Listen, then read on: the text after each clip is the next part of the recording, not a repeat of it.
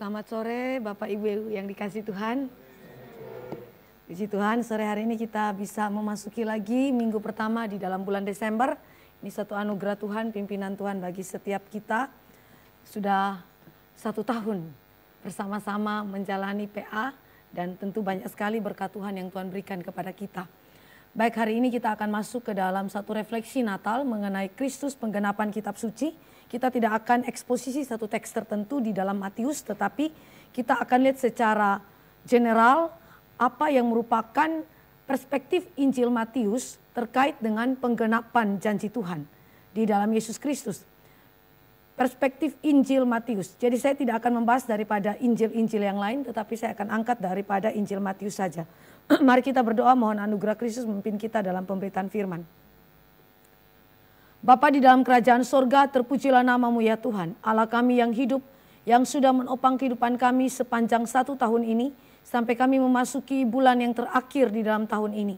Tuhan, betapakah begitu banyaknya berkat Tuhan yang tidak bisa kami hitung satu persatu, yang telah Engkau berikan kepada kami.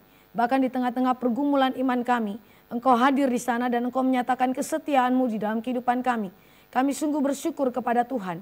Dan terutama juga di dalam PA wanita lansia di tempat ini. Kami bersyukur untuk penyertaan-Mu sampai dengan akhir tahun ini. Dan biarlah firman Tuhan pada sore hari ini lagi menguatkan iman kami. Supaya kami boleh memandang Allah kami. Tuhan yang telah menopang kehidupan iman daripada setiap orang percaya. Dan yang menggenapi janjinya yang tidak pernah ingkar janji. Terima kasih Bapa di sorga. Kami serahkan waktu ini lagi ke dalam tangan pengasihan Tuhan. Pimpin dan sertai kami. Dalam nama Yesus Kristus Tuhan kami berdoa. Amin. Mari kita membaca Injil Matius. Saya mau ajak kita lihat. Ada satu kata yang khusus di dalam Injil Matius mengenai kata genap. Kata genap, genap, genap. Kata ini adalah kata yang terus berulang di dalam Injil Matius. Walaupun di dalam Injil-Injil lainnya juga ada kata genap. Tetapi tidak sebanyak Injil Matius. Mari kita baca di dalam Matius 1 ayat yang ke-22. Matius 1 ayat yang ke-22. Kita baca bersama-sama 1, 2, 2. Ya. Hal itu terjadi supaya genaplah yang difirmankan Tuhan oleh Nabi. Kemudian Matius 2 ayat yang ke-15. Matius 2 ayat yang ke-15. Kita baca sama-sama 2, 2. Ya. Dan tinggal di sana hingga Herodes mati. Hal itu terjadi supaya genaplah yang difirmankan Tuhan oleh Nabi, dari Mesir kupanggil anakku. Matius 2 ayat yang ke-17. Kita baca Matius 2 ayat yang ke-17. 2, ya. Dengan demikian genaplah firman yang disampaikan oleh Nabi Yeremia. Kemudian Matius 2 ayat yang ke-23. Ini saya yang ambil pasal 1 sampai pasal 2. Nanti kalau Bapak Ibu mau lihat lagi kata-kata itu bisa baca lagi setelah pasal 2, begitu banyak kata genap. Matius 2 ayat yang ke-23 kita baca sama-sama 2, ya. Setibanya di sana ia pun tinggal di sebuah kota yang bernama Nazaret. Hal itu terjadi supaya genaplah firman yang disampaikan oleh nabi-nabi bahwa ia akan disebut orang Nazaret. Demikian pembacaan firman Tuhan. Ini adalah teks-teks yang berbicara mengenai Kristus yang sudah dinubuatkan oleh para nabi sejak daripada zaman perjanjian lama. Nah, menariknya adalah Injil Matius mengapa diletakkan di bagian awal perjanjian baru. Mengapa bukan Injil Markus? Menurut tradisi, ya lebih tepatnya ketika para ahli teologia itu menyelidiki bahwa dalam manuskrip itu ditemukan bahwa Markuslah penulis yang pertama atau naskah Markus inilah yang disebut sebagai naskah yang tertua. Kalau Markus itu betul sebagai naskah yang tertua, kenapa bukan Injil Markus yang ditaruh di depan? Mengapa Injil Matius yang ditaruh di bagian pembukaan halaman daripada perjanjian baru? Nah, ini adalah sesuatu yang begitu penting. Mengapa? Karena Injil Matius adalah Injil yang menjadi penghubung antara perjanjian lama dan perjanjian baru. Antara masa persiapan kedatangan Kristus dan penggenapan daripada penantian akan Kristus. Kalau kita memperhatikan di dalam konteks Injil Matius, kita lihat ada karakteristik Injil Matius yang berbeda daripada Injil Markus maupun Injil Lukas. Apa saja karakteristik yang kita bisa pelajari daripada Injil Matius terkait dengan penggenapan perjanjian Allah ini? Bapak Ibu yang dikasih oleh Tuhan Yesus Kristus, kalau kita tahu bahwa Matius ini adalah penulis Injil yang punya background budaya Yahudi yang cukup kental. Markus itu bukan lingkar dalam 12 murid Yesus ya.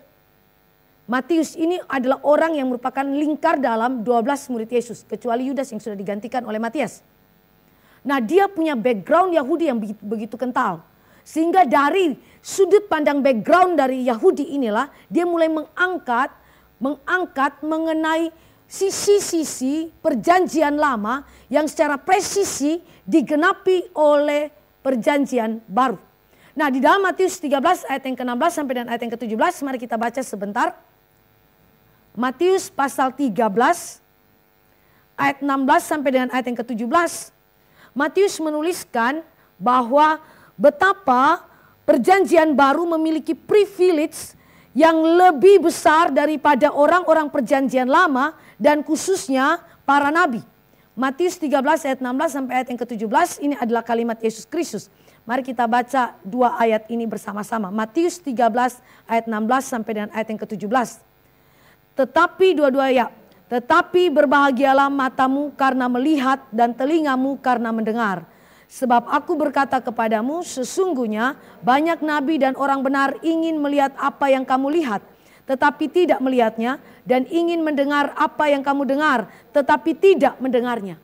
Yesus berbicara mengenai fakta penantian akan penggenapan janji Tuhan. Para nabi menubuatkannya, orang benar yang ada dalam perjanjian lama, mereka tunggu itu berabad-abad. Mereka ingin melihat apa yang dilihat oleh para rasul. Mereka ingin mendengar langsung apa yang didengar oleh para rasul. Tetapi mereka tidak diberi kesempatan oleh Tuhan. Mereka semua sudah mati. Tetapi para rasul, dalam hal ini termasuk Matius di dalamnya, mereka mendapatkan hak istimewa karena mereka melihat mata langsung secara kasat mata terhadap Yesus Kristus, Mesias yang dijanjikan itu. Mereka mendengar secara langsung pengajaran Yesus. Mereka mendengar secara langsung apa yang merupakan mandat dari Allah yang diberikan kepada Yesus Kristus. Bahkan Kristus adalah sang firman yang sejati.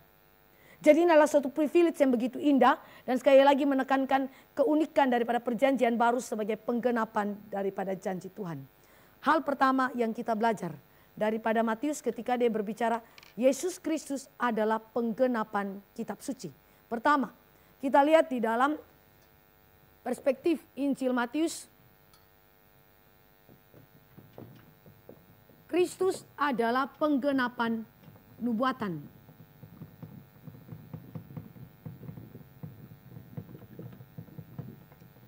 Kristus adalah penggenapan nubuatan. Kalau kita membaca mengapa di dalam Injil Matius silsilahnya itu dimulai dari Abraham dan bukan dari Adam. Kalau kita bandingkan dengan Injil Lukas, saudara akan ketemu di situ berakhir silsilahnya dari Adam. Tetapi Injil Matius mulai daripada Abraham. Kenapa? Kenapa enggak mulai daripada Adam? Saudara, ini berbicara mengenai perjanjian Allah kepada Abraham, yaitu Abraham adalah orang yang menerima mengenai janji Allah untuk pembentukan umat pilihan Allah dan daripadanya akan lahir raja-raja. Mari kita baca di dalam perjanjian dengan Abraham. Ini karena kita berbicara mengenai penggenapan, berarti saudara dan saya akan lebih banyak membuka Alkitab, baik PL maupun PB. Kita lihat di dalam Kejadian pasal yang ke-17. Kejadian pasal 17. Minta kesediaan Ibu Siska membaca Kejadian pasal 17 ayat 2, lalu ayat 4 sampai dengan ayat yang ke-8. Kemudian Ibu Jul baca Kejadian 17 ayat 16 dan 19. Silakan. 17 ayat 2, 4 sampai 8, kemudian 16 dan 19. Silakan. Matius 17 ayat yang kedua. Lalu Yesus berubah rupa di depan mata mereka, wajahnya bercahaya seperti Maaf, Kejadian 17.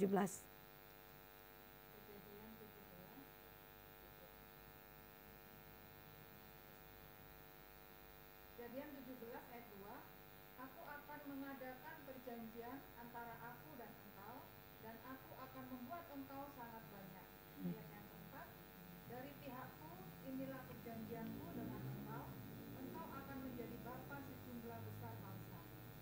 Ayat 8. Baca aja terus Bu sampai 8. 5, karena itu namamu bukan lagi Abram, melainkan Abraham, karena engkau telah kutetapkan menjadi bapa sejumlah besar bangsa.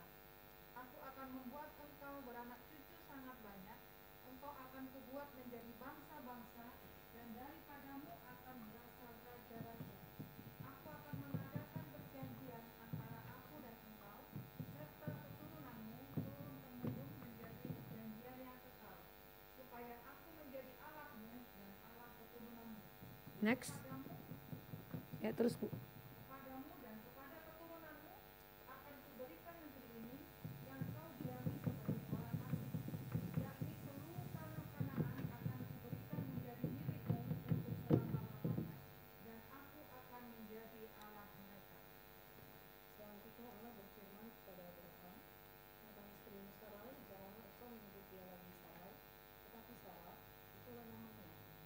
Aku akan memberkatinya dan daripadanya juga aku akan memberikan kepadamu seorang anak laki-laki, bahkan aku akan memberkatinya, sehingga ia menjadi ibu bangsa-bangsa, raja-raja bangsa-bangsa akan lahir daripadanya. Lalu tertunduklah Abraham dan tertawa, serta berkata dalam hatinya, mungkinkah bagi seorang yang berumur 100 tahun dilahirkan seorang anak, dan mungkinkah Sarah telah berumur 90 tahun itu melahirkan seorang anak. Oke. Ibu-ibu lihat di situ ada kata kunci yang berulang di dalam ayat yang kita baca. Menjadi bangsa-bangsa, kemudian berasal raja-raja. Ini adalah kalimat yang menunjukkan kepada kita bahwa perjanjian dengan Abraham berbeda dengan perjanjian-perjanjian sebelumnya. Dengan Nabi Nuh beda. Dengan Adam beda. Tidak ada perjanjian dengan menjadikan keturunannya sebagai bangsa-bangsa, lalu daripadanya akan berasal raja-raja. Ini hanya baru dimulai di dalam Abraham. Karena itu silsilah daripada Yesus Kristus dimulai daripada Abraham, dan konteks ini mengacu bukan saja kepada umat pilihan Allah. Dalam hal ini akan Allah pilih yaitu Israel. Tetapi juga ini mengacu kepada Daud sebagai Raja Israel, yang dimana Daud ini menjadi tipologi daripada Yesus Kristus.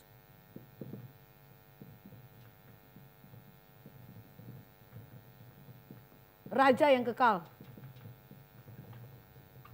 Atau Raja Agung itu.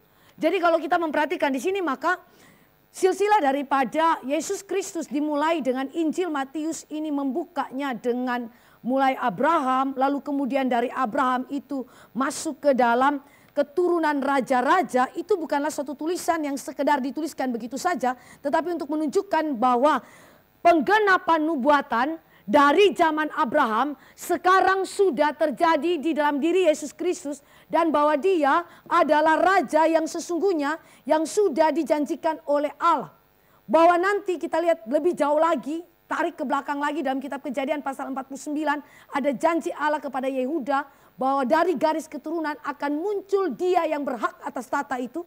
Itu adalah sesuatu yang unik, tetapi Yehuda tidak mendapatkan janji seperti Abraham.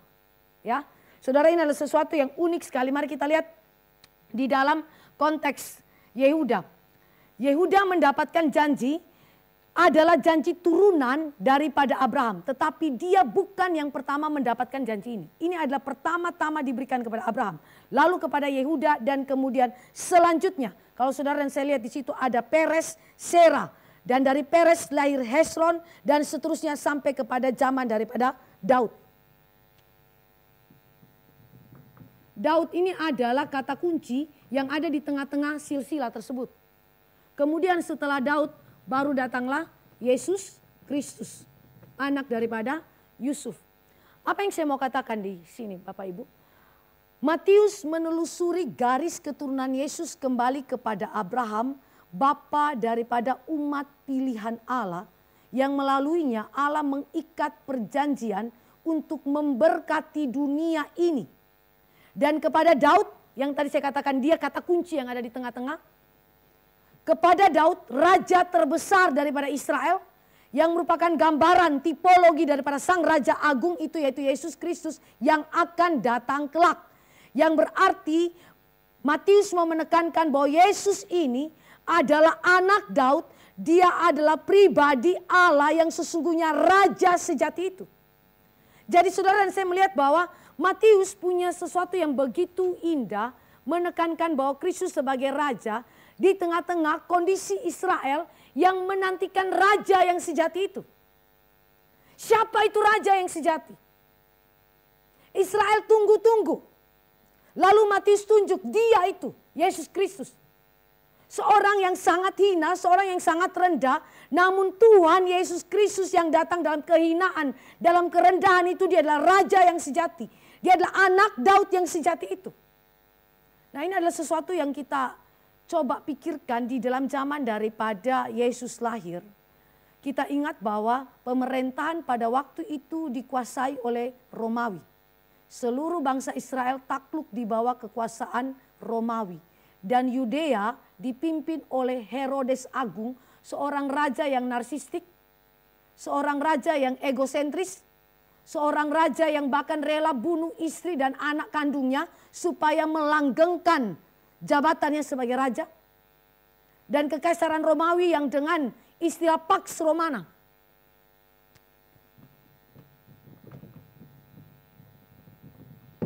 Pax Romana adalah istilah yang menunjukkan bahwa di seluruh kekaisaran Romawi ini ada damai. Dan saudara tahu, ketika Yesus Kristus lahir, kekaisaran Romawi baru terbentuk pertama kali sebagai kekaisaran. Sebelumnya bentuk daripada sistem pemerintahan Romawi itu bukan kekaisaran. Tetapi ini baru pertama kali Romawi sistem pemerintahan itu berbentuk kekaisaran. Dan kaisar pertamanya namanya Kaisar Agustus atau nama lainnya adalah Kaisar Octavianus. Dan dia menyebut dirinya sebagai apa? Raja Damai. Siapa itu Raja Damai? Raja Damai itu adalah Agustus. Makanya kita punya bulan salah satunya namanya Agustus kan ya. Itu untuk melestarikan nama Raja Agustus. Ya. Ini adalah kaisar pertama. Ya, di pemerintahan Kaisar Roma walaupun ada Julius Caesar. Ya, tetapi yang pertama itu kaisar yang diangkat itu resmi itu adalah Octavianus. Dia sebut dirinya Raja Damai. Dalam kondisi kayak begini Israel pasti pikir, lalu janji Tuhan bagaimana Tuhan? Engkau bilang engkau akan kirim Raja Damai. Itu Yesaya bicara, Raja Damai akan datang. Mana rajanya? Kok yang jadi Raja Damai adalah orang Romawi? Ini sesuatu yang berkebalikan dengan pengharapan Israel. Maka Matius ditaruh di depan lembar pertama perjanjian baru untuk tunjuk siapa Raja sejati. Siapa itu Raja Damai? Raja Damai bukan memberikan kepada kita suatu damai sejahtera yang sementara seperti yang Romawi upayakan. Damai tetapi damai dengan jalan perang. Yesus Kristus tidak datang dengan jalan perang. Tetapi dia datang dengan membawa damai sejahtera Allah yang kekal kepada manusia yang tidak punya damai. Ini sesuatu yang begitu indah yang Allah berikan kepada kita ya. Jadi dia tunjuk itu raja, silsilah itu di depan saudara itu untuk counter. Ya, counter sesuatu yang terjadi secara sejarah yang ada di dalam lingkungan daripada orang Israel. Tetapi sekaligus menegaskan, hai orang Israel, jangan imanmu gugur. Allah itu setia, firman-Nya tidak pernah gugur. Karena itu berharaplah kepada Allah. Karena dia adalah Tuhan yang menggenapi janjinya. Ini adalah hal yang saudara dan saya belajar di dalam penggenapan nubuat. Bahwa Yesus adalah Raja. Tadi kata genap itu saudara. Saudara lihat ya, rumusan ini adalah rumusan yang muncul 11 kali di dalam pikiran daripada tulisan Matius. 11 kali muncul. Kata genap. Coba nanti Bapak Ibu pulang search ya. Hitung baik-baik kata genap. Sedikit apa yang menyelidiki Alkitab kan ya. Berapa kali kata genap muncul di Injil Matius? 11 kali munculnya. Untuk menegaskan apa?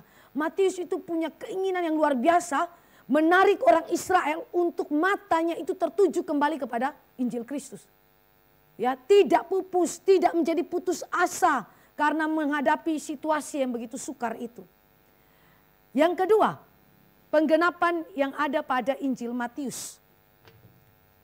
Masih dengan Kristus sebagai penggenapan nubuat. Kalau dia adalah raja damai yang sejati itu, maka penggenapan keduanya, Matius melihat di dalam Yesus Kristus, Yesus adalah rekapitulasi kisah Israel. Wah, ini sesuatu yang unik ya. Kristus sebagai rekapitulasi kisah Israel. Apa maksudnya rekapitulasi kisah Israel? Kalau saudara dan saya membaca tadi di dalam kata genap, genap, genap. Dan ada satu kalimat di mana supaya genaplah firman Tuhan, aku memanggil anakku dari Mesir. Ini adalah sesuatu yang diangkat oleh Matius untuk disejajarkan dengan Israel. Dan menunjukkan bahwa Yesus Kristuslah yang sesungguhnya menggenapi apa yang sudah terjadi pada orang Israel di masa lampau. Apa yang dialami oleh orang Israel itu memiliki paralelnya dengan apa yang dialami oleh Yesus Kristus. Sebagaimana orang Israel ditindas di Mesir di bawah pimpinan daripada Firaun yang lalim itu, Yesus Kristus juga berada di dalam kondisi pimpinan daripada Herodes Agung. Tadi saya sudah bilang bahwa dia narsistik, dia seorang yang kejam.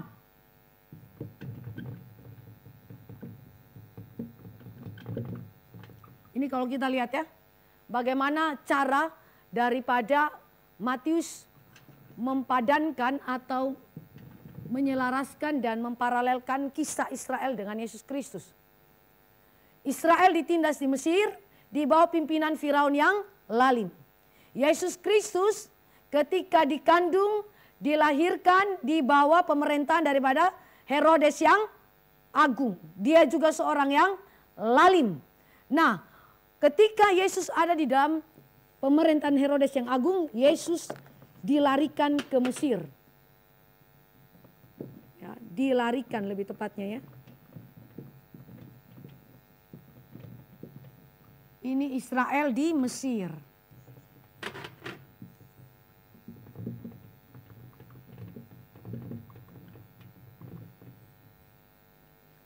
Kemudian kita lihat lebih lanjut, Israel melintasi Laut Merah dengan maksud Tuhan menguji mereka selama 40 tahun di padang belantara. Israel melintasi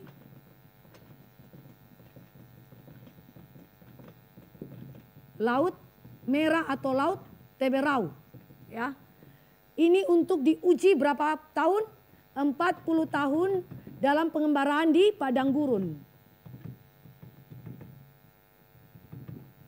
Kemudian, oh maaf, ini harusnya Israel di sini.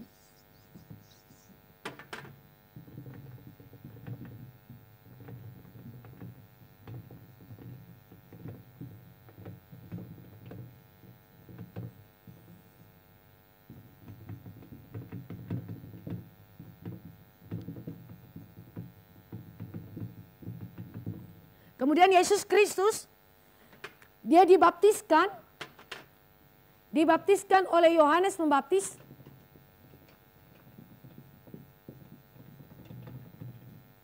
Dan kemudian dipersiapkan untuk masuk ke dalam padang gurun untuk diuji. 40 hari, 40 malam ada di padang gurun untuk diuji. Kalau Bapak Ibu lihat ini adalah satu skema yang diberikan oleh Matius untuk sekali lagi mempadankan, menyelaraskan atau memparalelkan kisah Israel dengan kisahnya Yesus Kristus. Dari Mesir kupanggil anakku. Yesus Kristus seperti Israel keluar dari Mesir menuju ke tanah Kanaan. Israel ada di bawah Firaun yang lalim itu keluar dari Mesir. Kupanggil anakku keluar dari Mesir menuju ke tanah Kanaan. Ketika Israel melintasi Laut Merah, kalau kita bandingkan di dalam 1 Korintus 10 ayat 1 sampai yang kedua, Paulus bilang ketika mereka melintasi Laut Merah, sesungguhnya mereka dibaptiskan oleh Allah di sana. Dan ketika mereka selesai dibaptiskan, mereka memasuki padang gurun dan mereka diuji oleh Tuhan 40 tahun. Kristus dibaptiskan oleh Yohanes, lalu siap memasuki 40 hari pencobaan. Jadi bukan pencobaan baru pada hari terakhir ketika dia lapar luar biasa, bukan. Tetapi selama 40 hari dia mengalami pencobaan. Tiap-tiap hari dia dicobai oleh iblis. Dan puncaknya pada waktu ketika dia sudah lapar amat sangat dan iblis mencobai dia. Dengan 3 pencobaan yang dicatat oleh Injil. Nah, jadi saudara dan saya melihat di sini bagaimana Yesus Kristus itu dipadankan begitu rupa dengan orang Israel. Dan nanti saudara akan lihat bahwa Kristus ini adalah rekapitulasinya daripada kehidupan orang Israel. Jadi dengan kata lain, Yesus itu benar-benar manusia sejati. Kalau tadi raja yang agung, dia raja damai. Tetapi ingat, raja damai ini adalah raja yang mengalami pengalaman hidup sama seperti engkau dan saya. Dia pernah mengalami penderitaan. Dia pernah mengungsi seperti Israel juga mengungsi ke wilayah Mesir. Pernah mengalami penderitaan? Ya. Dia mengalami kesukaran demi kesukaran? Ya. Dia raja damai, tetapi dia punya solidaritas terhadap kehidupan kita sebagai umat Allah. Dia benar-benar hidup, aktif, bekerja di tengah-tengah kita, bahkan mengalami situasi-situasi yang sama dengan kita. Dia benar-benar manusia yang sejati. Di sisi yang lain, saudara dan saya lihat, paralel yang berikutnya adalah bahwa dia sebagai Musa yang baru. Ya. Yesus Kristus disebut sebagai Musa yang baru. Kalau kita ingat, Musa pernah berkata kepada orang Israel bahwa nanti akan bangkit seorang yang sama seperti Musa. Di mana orang itu akan memberikan penjelasan akan firman Tuhan dan engkau harus mendengarkan dia. Itu Musa punya nubuatan.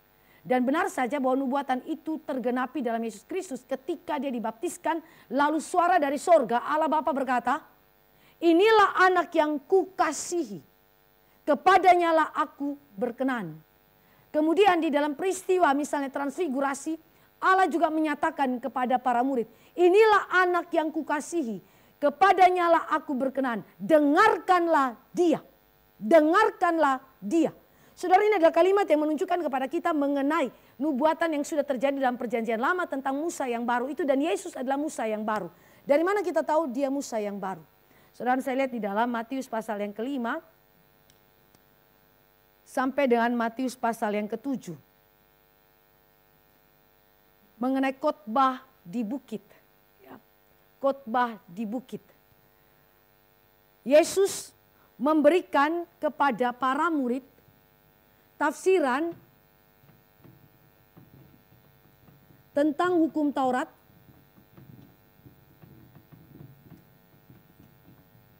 dan memberikan penambahan tentang arti hukum Taurat. Penambahan tentang arti hukum Taurat.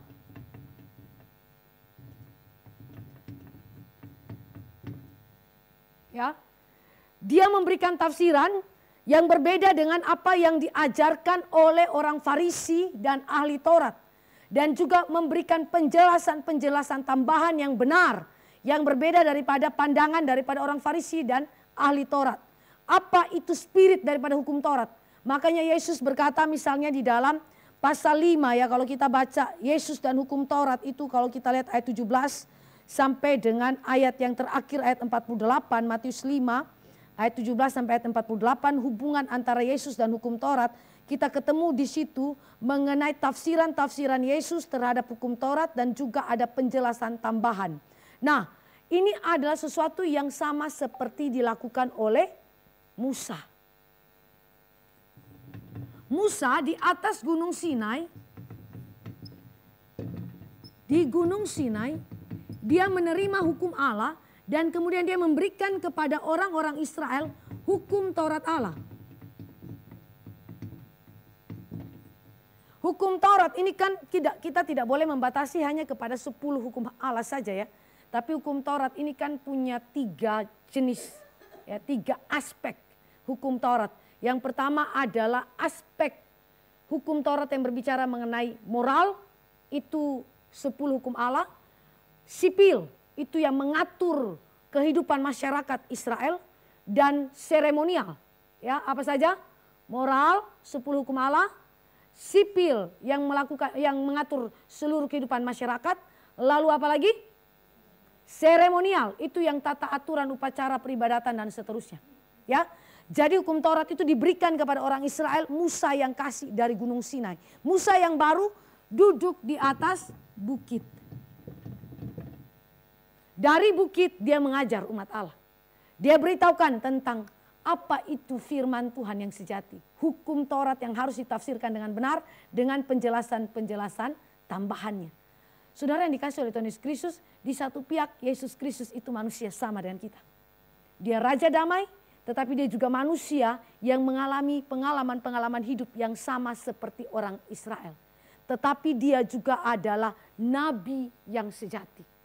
Dia nabi yang sejati, di mana dialah yang memberikan firman itu, dan dialah bahkan firman sejati yang wajib dalam hal ini kita dengarkan dia. Para nabi hanyalah penyambung lidah daripada Allah kepada manusia. Tapi Yesus ini bukan sekedar penyambung lidah. Dia adalah Allah yang berbicara langsung kepada manusia.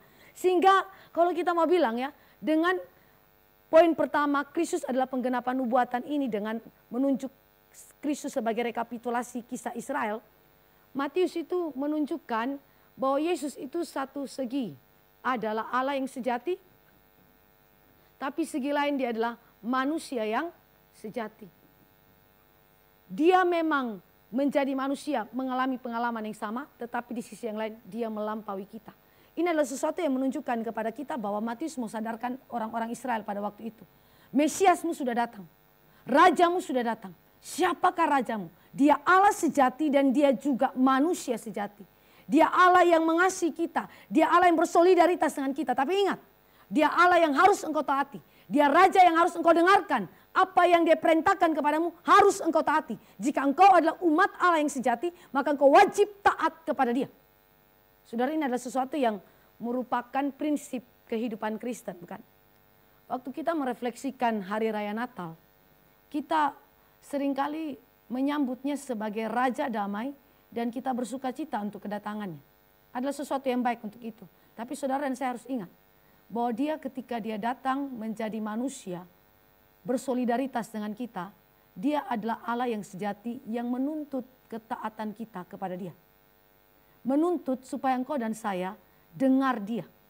Berapa kali dari antara kita ini yang suka untuk merayakan Natal, kedatangan Kristus, tapi kita tidak suka mendengarkan dia. Tidak suka untuk taat kepada dia. Tidak cinta kepada kebenaran-kebenaran yang diajarkannya kepada kita.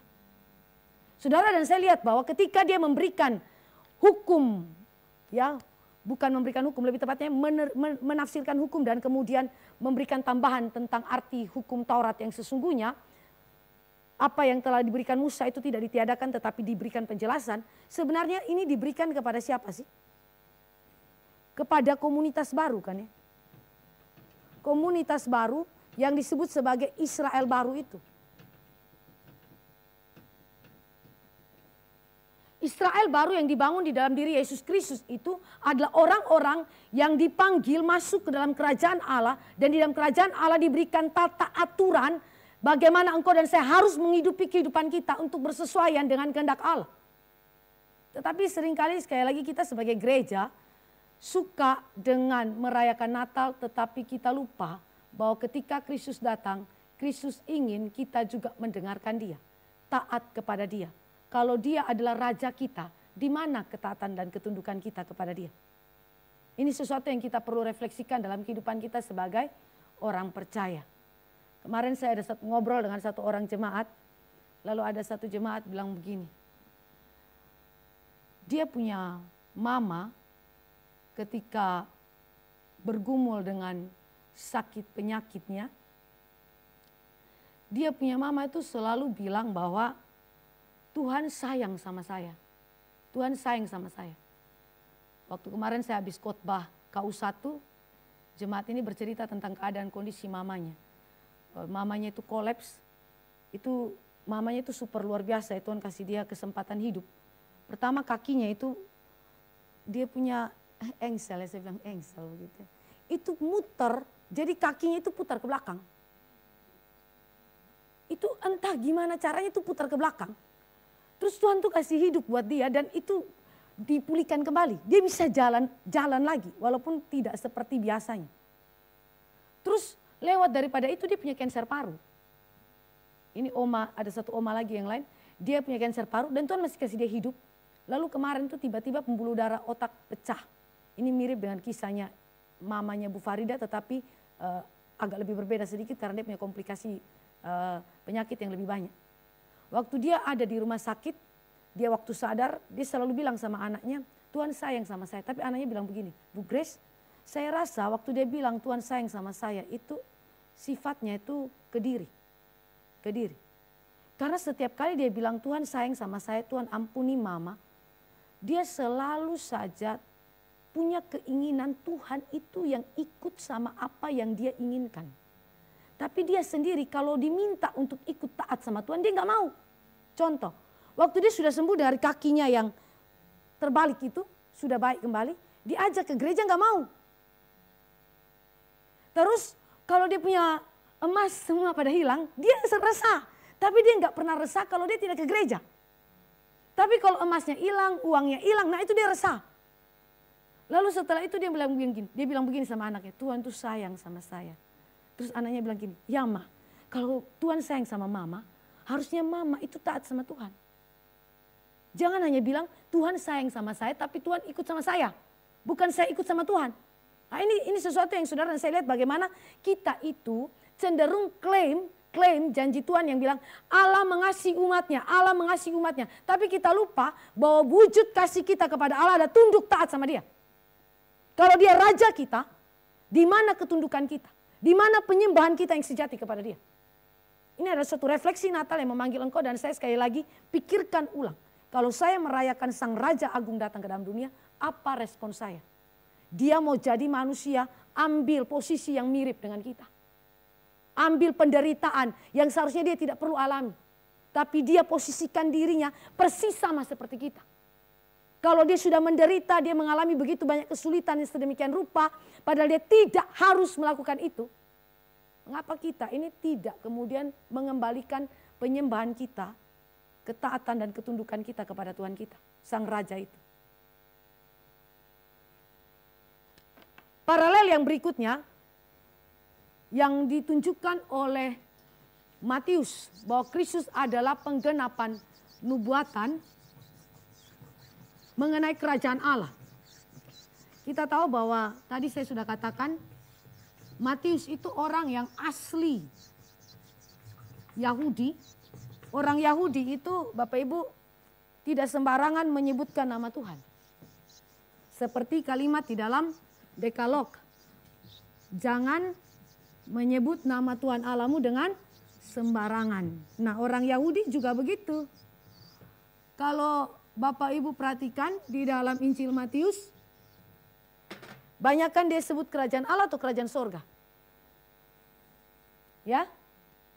Banyakkan dia sebut kerajaan Allah atau kerajaan sorga? Kerajaan sorga dia banyak sebut. Kenapa dia nggak sebut kerajaan Allah? Sedangkan kalau kita lihat di dalam teks Injil yang lain, kebanyakan menyebut kerajaan Allah. Tapi kalau Matius, dia ganti kerajaan Allah itu dengan sebutan paling banyak adalah kerajaan sorga. Kenapa? Karena nama Allah bagi orang-orang Yahudi nggak boleh sembarangan disebutkan. Maka dia pakai pengganti, yaitu sorga. Sorga itu mengacu kepada Allah. Begitu. Nah ini ada sesuatu yang menunjukkan identitas dia, latar belakang Yahudi dia. Tetapi itu juga dipengaruhi oleh ketaatan mereka kepada hukum-hukum Allah. Nah terkait dengan kerajaan Allah, kerajaan sorga. Di dalam konteks ini, kerajaan sorga disebutkan 50 kali di dalam Injil Matius. Ya, beda dengan istilah kerajaan Allah. 50 kali disebutkan di dalam Injil Matius. Untuk menekankan dua aspek kerajaan. Yesus adalah raja, tadi saya sudah katakan. Raja damai sejati. Dia manusia yang bersolidaritas dengan kita. Tetapi dia juga adalah Allah sejati. Nabi Agung yang memberikan kepada kita aturan-aturan kerajaan Allah. Raja damai ini memerintah atas kerajaan. Kerajaan Allah atau penggantinya adalah kerajaan surga. Istilah yang dipakai oleh Injil Matius secara khusus. Kerajaan Allah ini dipandang oleh Matius sebagai aspek yang already, tetapi juga not yet. Saya seringkali berulang-ulang bicara ini juga ya. Already karena apa? Karena sang raja itu sudah datang. Yesus Kristus sudah datang. Sudah datang. Kalau dia sudah datang, sang raja sudah datang, maka kerajaannya sudah datang. Tetapi di saat yang sama, Matius juga berbicara bahwa kerajaan itu masih menantikan penggenapan sempurnanya di waktu yang akan datang. Ini berbicara mengenai penyempurnaan kerajaan Allah.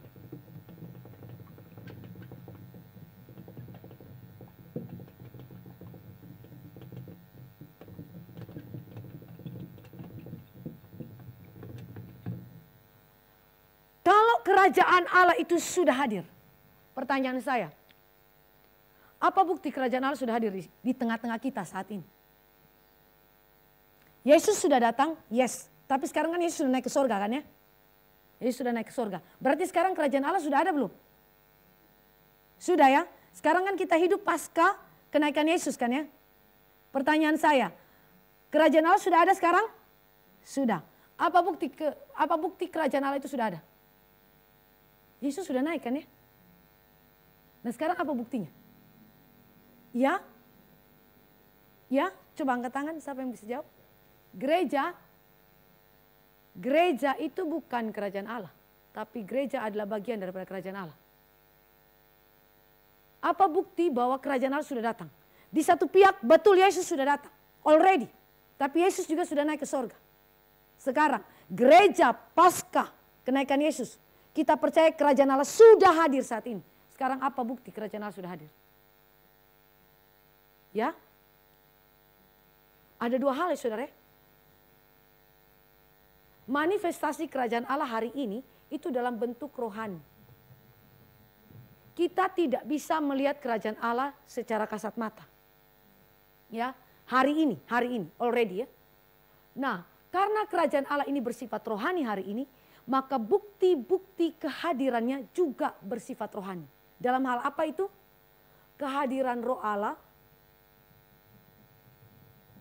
dan firman Allah.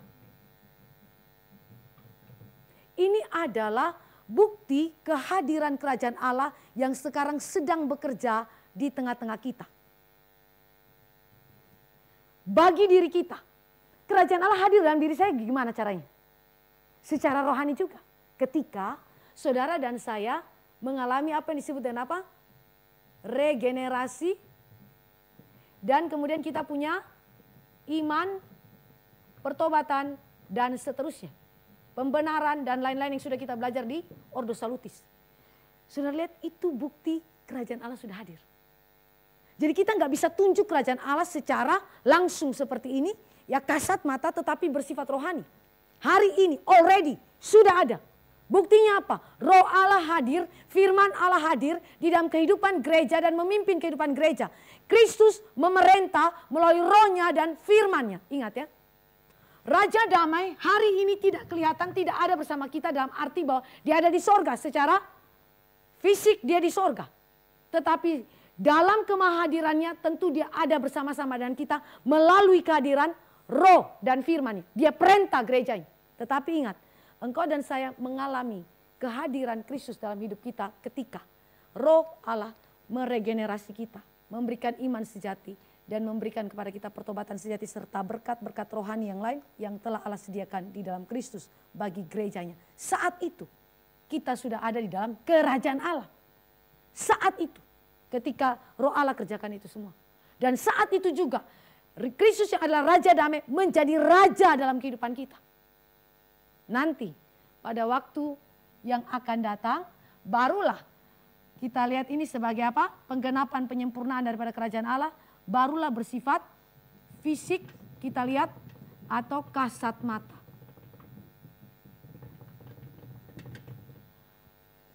Nah, permulaan daripada lembar pertama Matius bicara Yesus Raja. Lembar terakhir daripada Injil Matius bicara mengenai apa? Yesus juga Raja. Matius pasal 28 bicara mengenai apa? Segala kuasa telah diberikan kepadaku. Mari kita baca ya. Matius 28.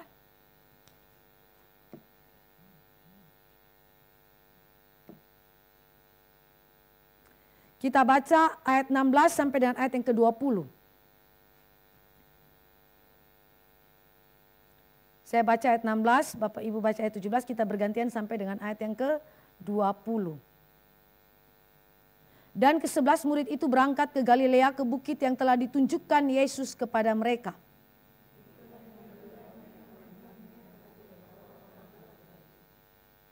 Yesus mendekati mereka dan berkata, kepadaku telah diberikan segala kuasa di sorga dan di bumi.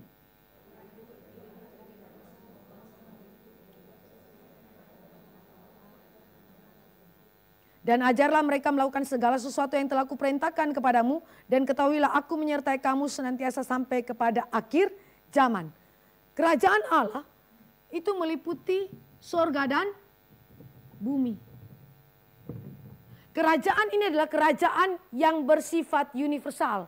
Kerajaan ini meliputi segala bangsa di muka bumi ini. Meliputi segala ras, ya, usia dan seterusnya. Jadi kerajaan ini adalah kerajaan yang betul-betul meliputi yang tak kelihatan, wilayah yang tak kelihatan yaitu sorga dan wilayah yang kelihatan. Menunjukkan bahwa raja yang kita punya, ini raja yang saya berapa kali kan waktu khotbah itu saya bilang raja kosmik.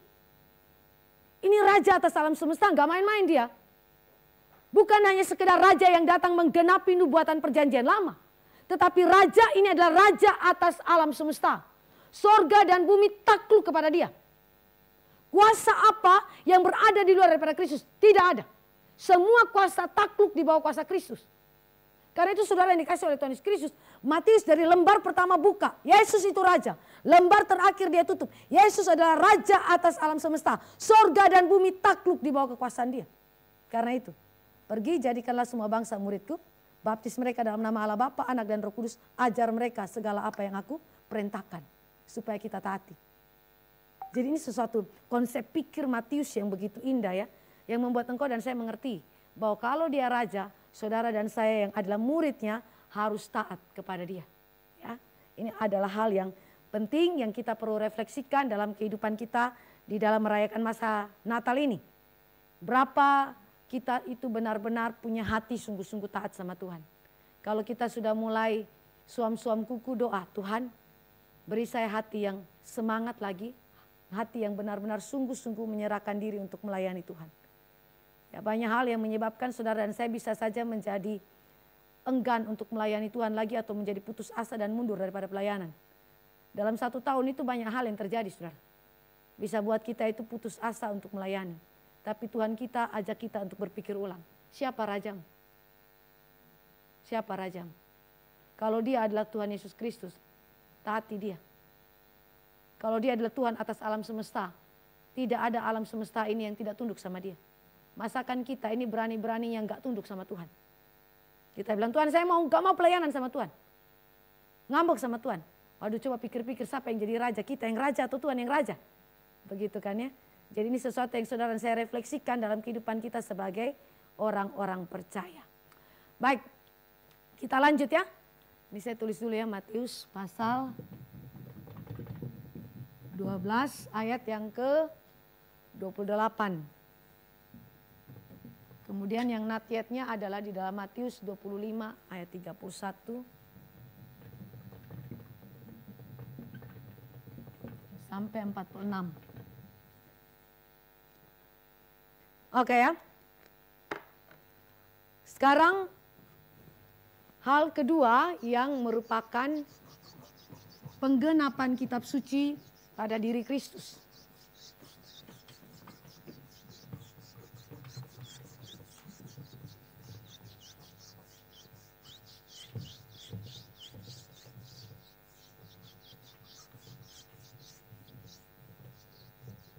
Kristus adalah penggenapan daripada hukum Taurat. Hal yang kedua kita belajar ya. Kalau tadi Kristus penggenapan daripada nubuatan, sekarang Kristus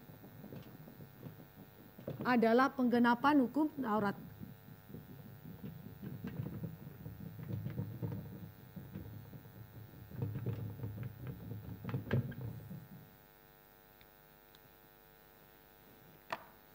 Orang-orang yang hidup sejaman dengan Tuhan Yesus itu seringkali menganggap bahwa Yesus Kristus ini sosok yang tidak menghormati hukum Taurat. Kenapa? Karena Yesus itu seringkali dianggap sebagai orang yang melanggar hukum Sabat. Berulang-ulang para pemuka agama Yahudi kritik sama Tuhan Yesus. Kenapa kamu melanggar hukum Sabat? Lalu Yesus beri penjelasan, Yesus bilang anak manusia adalah Tuhan atas hari Sabat. Lalu Yesus juga seringkali mencemooh hukum-hukum pemurnian ritual daripada orang-orang Yahudi.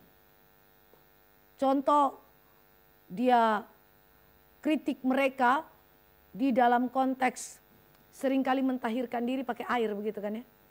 Tetapi hati mereka itu tidak tahir. Coba kita baca sebentar di dalam Matius yang mengatakan mengenai kehidupan daripada orang-orang Farisi ahli Taurat yang suka melakukan ritual pentahiran diri berdasarkan hukum Taurat, tetapi sesungguhnya mereka tidak tahir dari dalam. Matius 23 ayat yang ke-27. Matius 23 ayat yang ke-27.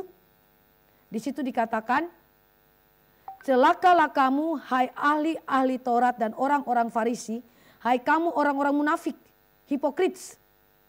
Sebab kamu sama seperti kuburan yang dilabur putih, yang sebelah luarnya memang bersih tampaknya, tetapi yang sebelah dalamnya penuh tulang belulang dan pelbagai jenis kotoran.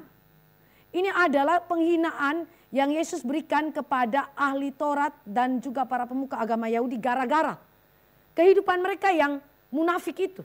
Hipokrit, kalau kita lihat dari kata hipokrit kan itu seperti pemain drama. Yang dulunya itu kalau mereka biasa main opera atau drama itu mereka suka pakai topeng. Pakai topeng. Jadi kalau saya berperan sebagai apa, saya pakai topeng itu. Jadi setiap kali saya melakonkan peran itu pakai topeng. Setelah saya selesai melakonkan peran itu, topengnya saya lepas.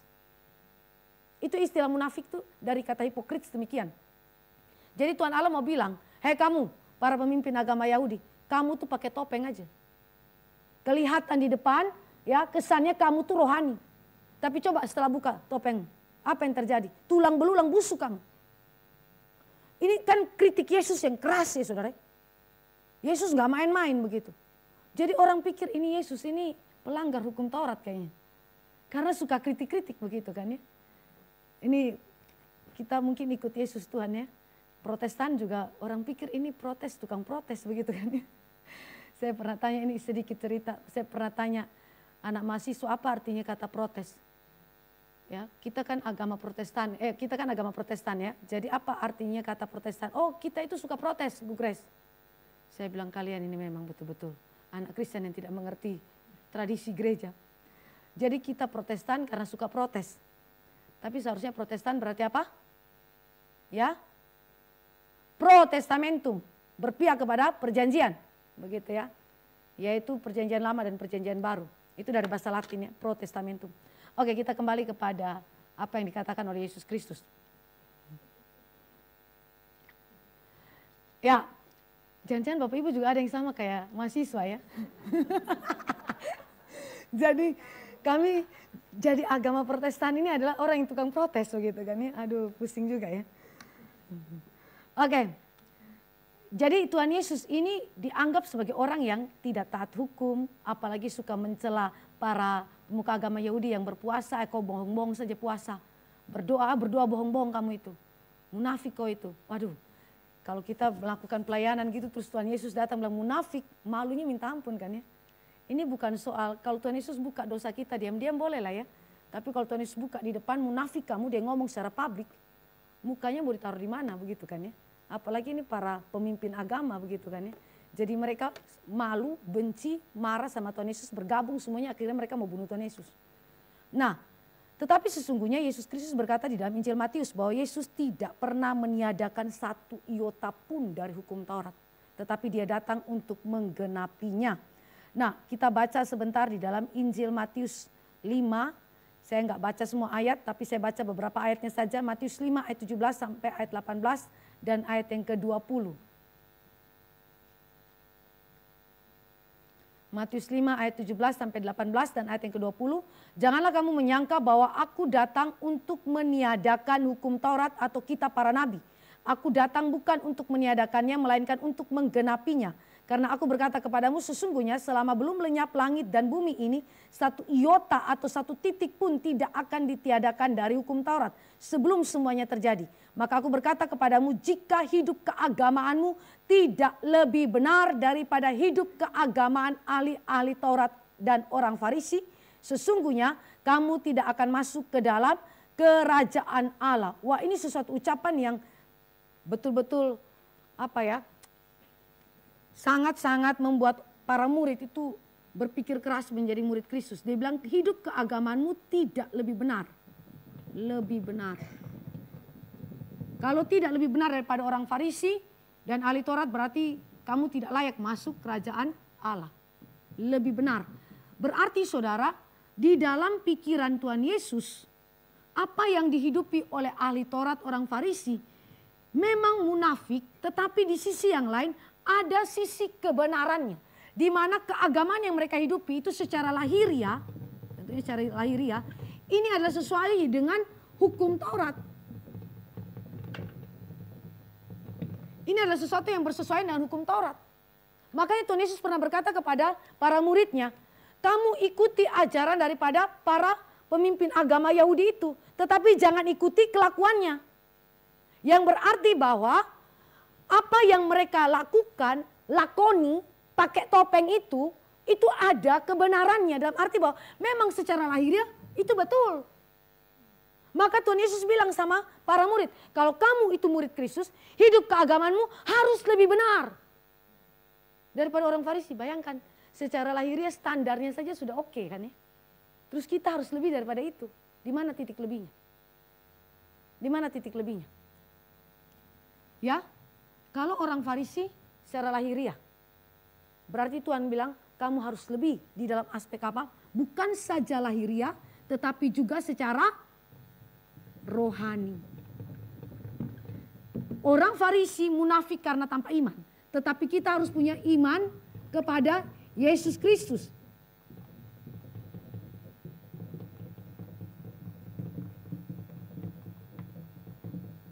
Di titik ini saudara dan saya lebih, karena kita punya dua sekaligus.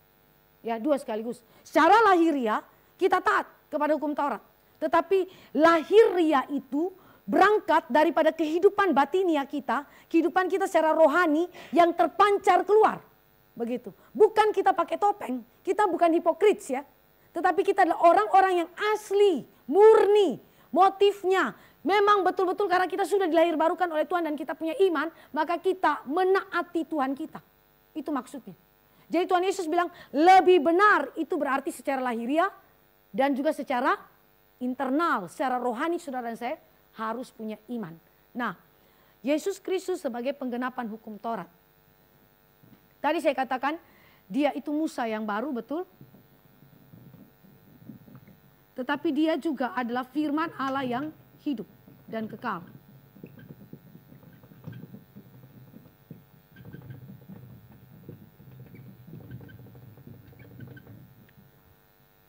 Yesus adalah inti dan benang merah dari seluruh perjanjian Allah.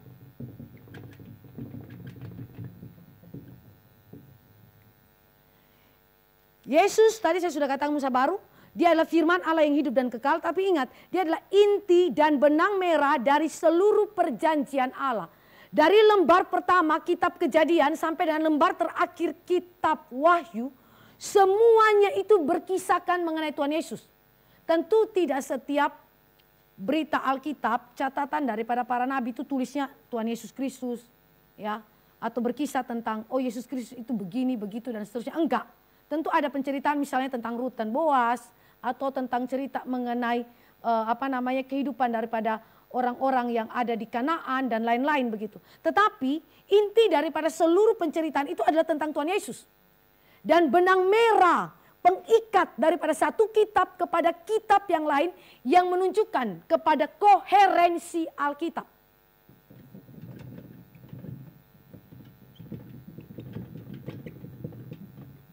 Koherensi atau kesinambungan Alkitab. Kenapa Alkitab itu kita katakan tidak berkontradiksi? Karena Alkitab itu memiliki koherensi. Dan titik koherensi yang menghubungkan satu bagian kepada bagian yang lain adalah Yesus Kristus. Tidak ada kitab yang tidak berpusatkan kepada Kristus. Semua kitab, bahkan kitab perjanjian lama, semua dari Kejadian sampai Maleakhi kisahnya tentang Tuhan Yesus. Walaupun dalam cara penceritaan, puisi, narasi, prosa dan lain-lain. Tapi semuanya tentang Tuhan Yesus. Berakhirnya kepada Tuhan Yesus. Saudara, ini yang kita sebut dengan koherensi berita Alkitab, tapi juga konsistensi berita Alkitab.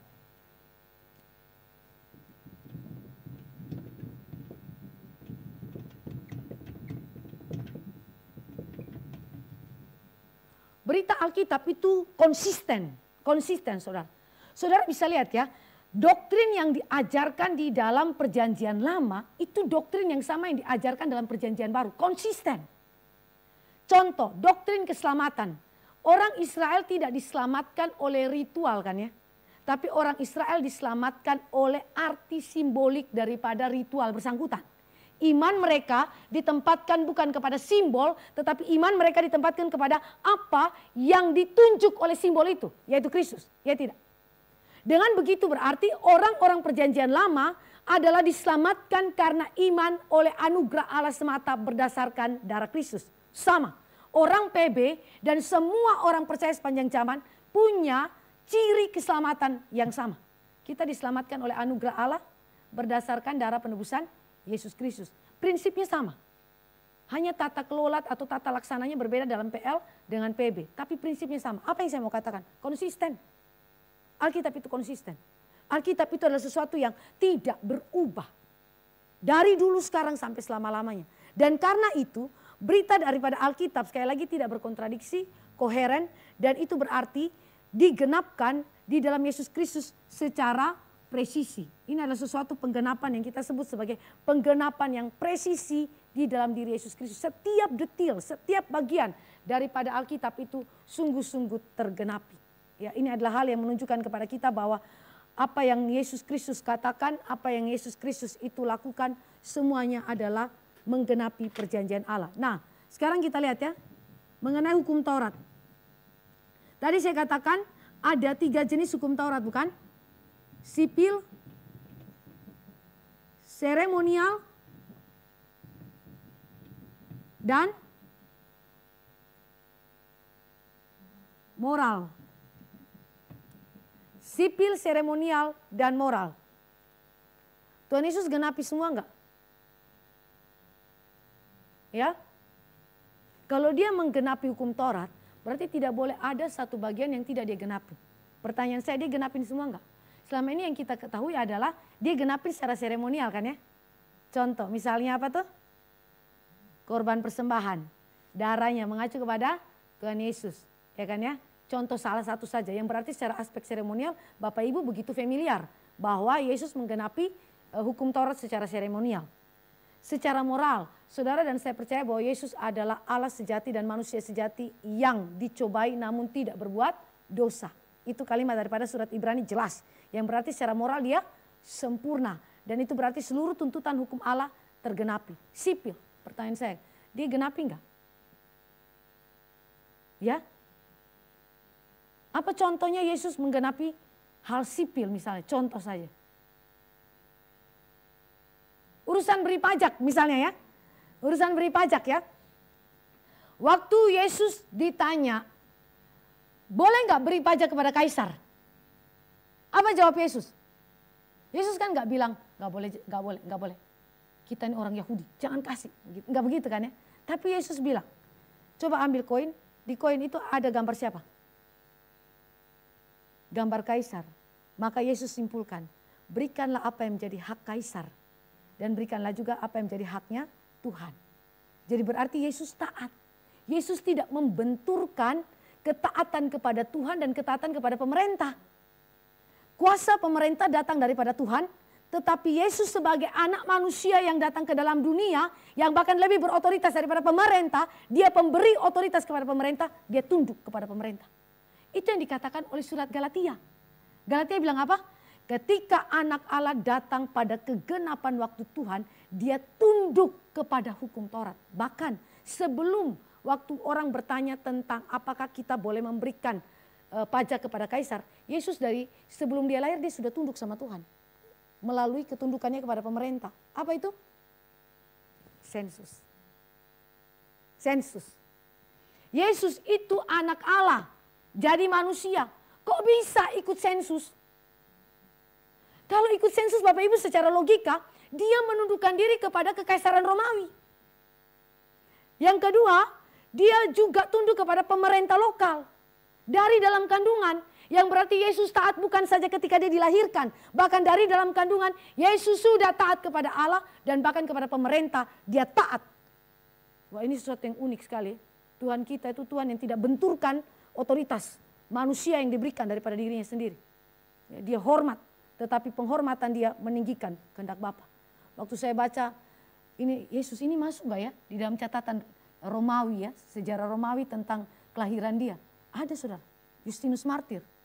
Itu sejarawan ya, itu ada catatannya tentang Yesus punya kelahiran. Di dalam sejarah orang Romawi. Saya pikir-pikir puji Tuhan ada. Dengan begitu kita tahu betul Yesus benar-benar lahir. Ya, Bapak Ibu, ini sesuatu yang unik sekali ya. Jadi kita lihat bahwa Yesus kita adalah Tuhan yang benar-benar menggenapi hukum Taurat. Semua detil dia itu genapi. Jadi kita sebagai orang percaya ingat, teladanilah Yesus. Kalau dia adalah anak Allah, sang firman yang kekal, mau datang dan ditundukkan di bawah hukum Taurat, masakan. Kita sebagai orang yang ditebus oleh Yesus Kristus, ciptaan saja. Kita tidak tunduk kepada kehendaknya. Ini suatu panggilan untuk saudara dan saya. Refleksikan ulang ya dalam kehidupan kita sebagai gereja. Baik, yang terakhir. Ibu-ibu ya. Agak panjang sedikit ya ini ya.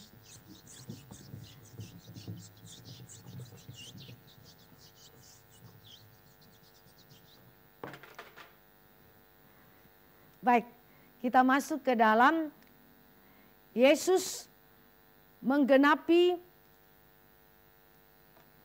penggenapan sebagai orang Israel yang sejati. Kristus adalah penggenapan Israel, dia adalah Israel yang sejati.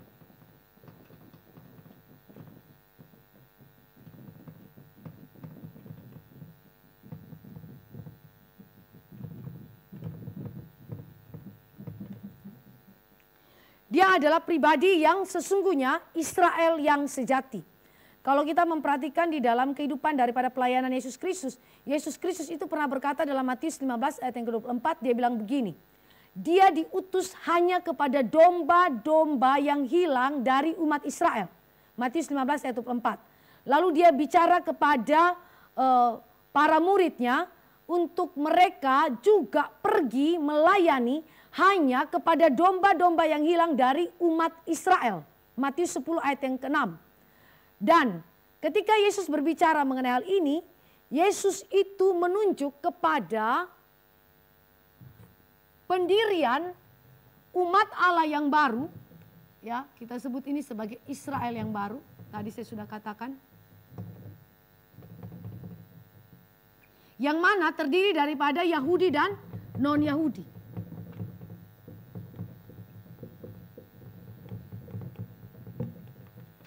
Ada semacam perkembangan di mana Yesus Kristus awal mula berkata kepada para murid bahwa aku diutus kepada domba-domba yang hilang dari antara orang Israel.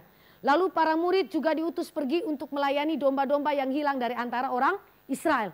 Tetapi kemudian dalam perkembangan penulisan daripada Matius, ada yang disebut sebagai perkembangan pemikiran dari Yahudi saja menuju kepada non-Yahudi.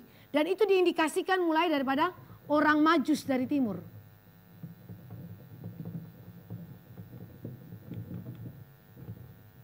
Ini catatan satu-satunya di dalam teks Matius yang tidak dicatat di dalam Injil yang lain. Kedatangan orang Majus dari timur untuk menyembah raja orang Yahudi. orang non-Yahudi menyembah raja orang Yahudi. Yang berarti keselamatan sudah diindikasikan oleh Matius. Keselamatan itu akan dibuka bukan saja kepada Yahudi tetapi non-Yahudi. Itu sudah diindikasikan dari awal. Lalu di akhir daripada lembar terakhir Matius, di situ dikatakan apa? Pergilah, jadikanlah semua bangsa muridku. Semua bangsa. Ya, semua bangsa yang mengacu kepada Yahudi dan non-Yahudi. Ya, ini semua bangsa. Berarti Kristus adalah penggenapan Israel, di mana Israel PL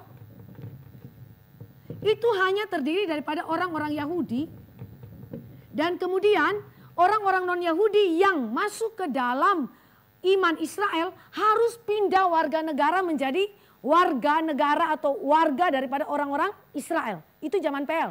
Tapi zaman PB ada pergerakan yang berbeda. Saudara, ini kemudian nanti diinaugurasikan pada hari raya Pentakosta. Tapi apa yang saya mau katakan kepada kita? Kristus adalah penggenapan Israel. Dia adalah Israel yang sejati. Di dalam dia, Israel baru didirikan, yaitu Yahudi dan non-Yahudi yang meliputi semua bangsa di dunia ini. Yakni umat pilihan Allah. Israel yang sejati, ya. Israel. Dari kata apa? Israel.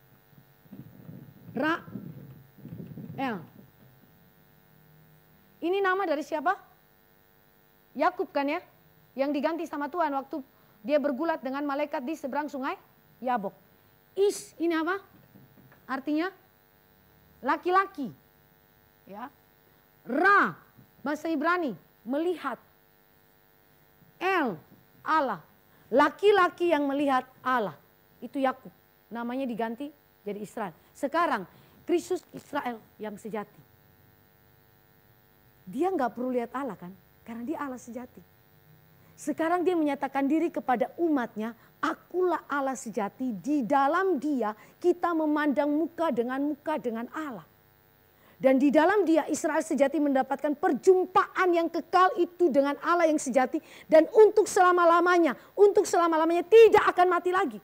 Karena di dalam Kristus Israel melihat Allah langsung. Saudara, ini suatu keindahan yang luar biasa. Dan Israel yang lihat Allah langsung siapa? Nih gereja. Israel yang baru, semua bangsa, kita semua. One day kita akan jumpa Tuhan. Bukan sekarang, lihat muka dengan muka. Di dalam siapa? Di dalam Kristus, Israel. Itu tergenapi. Ya Bapak Ibu ya, ini sesuatu keindahan yang luar biasa.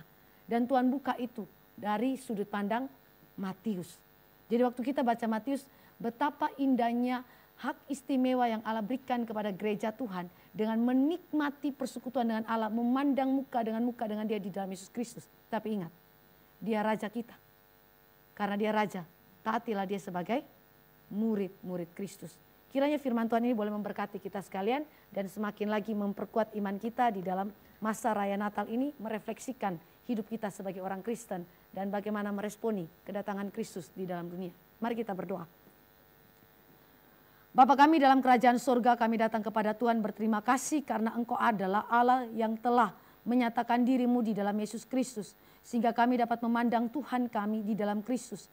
Kami bersyukur karena Raja kami adalah Raja yang adalah Allah sejati dan manusia sejati. Dia Tuhan yang bersolidaritas dengan penderitaan kami.